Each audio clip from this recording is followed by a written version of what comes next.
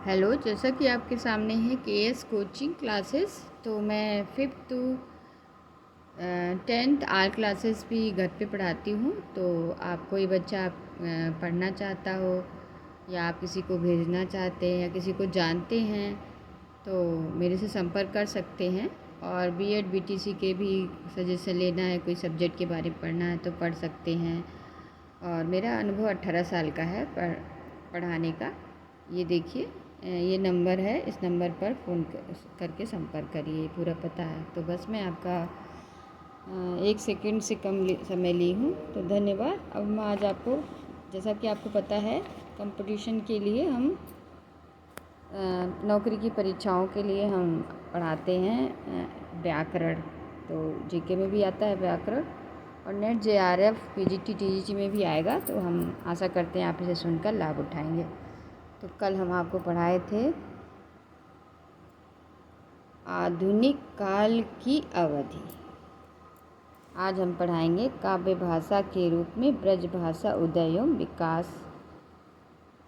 ठीक है, नहीं, कल पढ़ा चुके थे आपको, परसों ये पढ़ाए थे, परसों वाली वीडियो में 5 मिनट, और फिर कल एक काव्य भाषा का उदय एवं विकास। और आज हम आपको पढ़ाएंगे इसके आगे नंददास की अन्य रचनाओं के आगे। तो एक बार रिपीट कर देते हैं।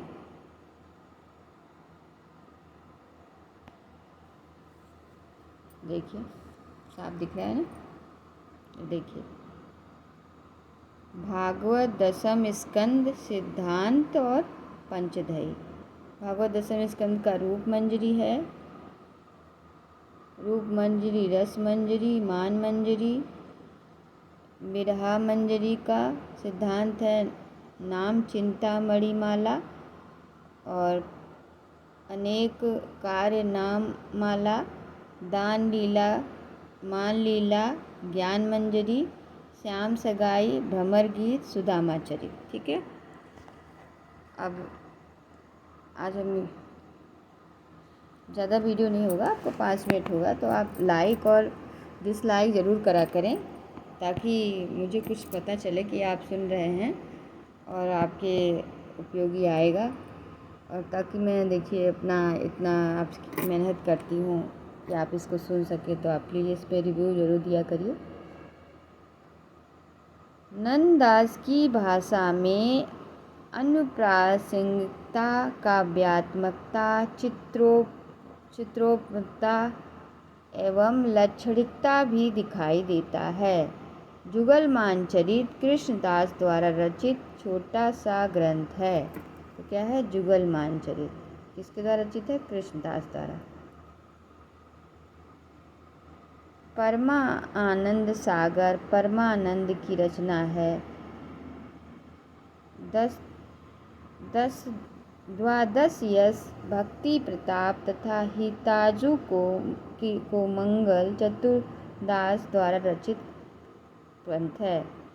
तो 12 और भक्ति प्रताप तथा हिताजु की मंगल की जो चतुर्भुज दास की है, ध्यान रखिएगा। कल की वीडियो बहुत अच्छी थी, जिसमें हमने आपको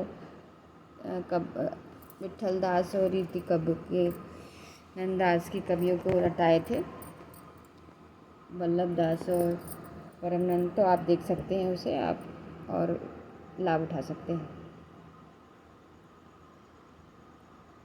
परमानंद सागर और परमानंद दास की रचना है। परमानंद सागर परमानंद दास की रचना है।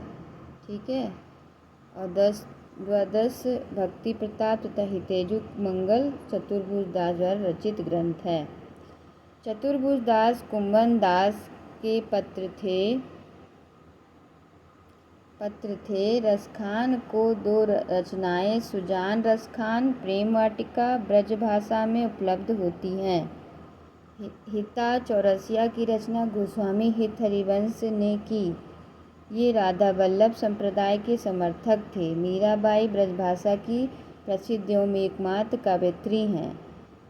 माधुर्य भाव से उपासना करना इन्हें पसंद है। तो मीराबाई एकमात्र ब्रजभाषा की कवयित्री हैं और ये मधुर भाव से उपासना करती हैं। तो बहुत इम्पोर्टेंट है ये पंक्ति। इसमें से आते हैं 2 क्वेश्चन कि कौन सी उपासना है इनका, तो मधुर और भाषा काव्यत्री, एक काव्यत्री ब्रज भाषा की कौन है, तो है कौन है वो, मीराबाई। मीराबाई की रचना है नरसिंह जी का मायरा, गीत गोविंद टीका, राग गोविंद राग सोठा। मीराबाई की रचना है नरसिंह जी का मायरा, गीत गोविंद का टीका, राग गोविंद राग सोठा। रीतिकालीन ब्रजभाषी कवि बिहारी घनानन केशव मतीराम सेनापति ग्वाला पद्माकर देव चिंतामणि। मीराबाई की रचना है नरसिंह जी की मायरा, गीत गोविंद टीका, राग गोविंद राग सोठा। कितनी रचनाएं हैं, नरसिंह जी की मायरा 1, गीत गोविंद टीका 2, राग गोविंद 3 और राग सोठा 4 रचनाएं मीरा जी की। और रीतकालीन ब्रजभाषी कवि कितने हैं, बिहारी 1, घनानन 2, केशव 3, मतीराम 4, सेनापति 5, ग्वाला 6 और पद्माकर 7, देव 8 और चिंतामणि 9। 1 2 3 4 5 6 7 8 9 रीतिकालिक कवि 9 दिए हैं इसमें, ठीक है। और हैं आचार्य रामचंद्र की पुस्तक सुनिएगा जो हमने रिकॉर्ड किया है, उसमें है रीतकालीन की बहुत सारी कवियों का उल्लेख। युगल शतक का कृष्ण काव्य परंपरा में नाम आदर के साथ लिया जाता है। इसकी रचना श्री भट्ट ने की। भारतेंदु हरिश्चंद्र रचनाकार आधुनिक काल के प्रमुख ब्रजभाषी कवि हैं। उद्धव शतक की रचना रत्नाकर ने की थी। यह आधुनिक ब्रजभाषा का उत्तम ग्रंथ है। ब्रजभाषा पश्चिमी हिंदी के प्रमुख बोली है, परंतु अपनी साहित्य समृद्धि के कारण मध्यकाल में यह भाषा के पद पर प्रतिष्ठित हो गई थी। रत्नाकर जी की मान्यता थी कि सोरसेनी क्षेत्र में भाषाओं का विशेषता शब्दों का उत्कारणता होता है। पूर्व में यह भाषा बंगाल, असम, गुजरात, दक्षिणी महाराष्ट्र, काठियावाड़, उत्तर के पंजाब तक फैली थी, परंतु आधुनिक काल के आते आते ब्रजभाषा कुछ ही क्षेत्रों तक सीमित रह गई। वर्तमान में यह मथुरा में ब्रजभाषा बोलता है। मथुरा देखिए, आगरा, अलीगढ़, बुलंदशहर, एटा, फिरोजाबाद, बदायूं, बरेली, गुड़गांव, भरतपुर, धौलपुर, करौली, जयपुर के पूर्वी भाग में, ग्वालियर के पश्चिमी भाग में, जयपुर के पूर्वी भाग में और ग्वालियर के पश्चिमी भाग में बोली जाती है। क्या, ब्रजभाषा। कृष्ण भक्त कवियों के अतिरिक्त यह भाषा रीतिकाल में भी प्रसिद्ध रही। ब्रजभाषा की उपबोलियाँ गौवारी आगरा के पूर्वी भाग में, धौलपुरी राजस्थान के धौलपुर क्षेत्र में, भरतपुर में, जादोवाटी भरतपुर, करौली ग्वालियर में, सिकरवाड़ी ग्वालियर के उत्तर पूर्वी भाग में, कठेरिया बदायूं जिले में, डांगी भरतपुर, जयपुर, करौली में, माधुरी मथुरा में। तो ये देखिए, ये आपके सामने आज जो पढ़ाया गया PDF। धन्यवाद। आशा करती हूँ आप इसे सुनकर लाभ उठाएंगे। सिर्फ 8 मिनट का वीडियो है। प्लीज़ आप इसे सुनकर लाइक या डिसलाइक ज़रूर करा करें, ताकि मुझे लगे कि मैंने इतने नेट जो खर्च किए हैं इस वीडियो को बनाने में, तो आपने कुछ तो सुना और कुछ तो आपके काम आएंगे।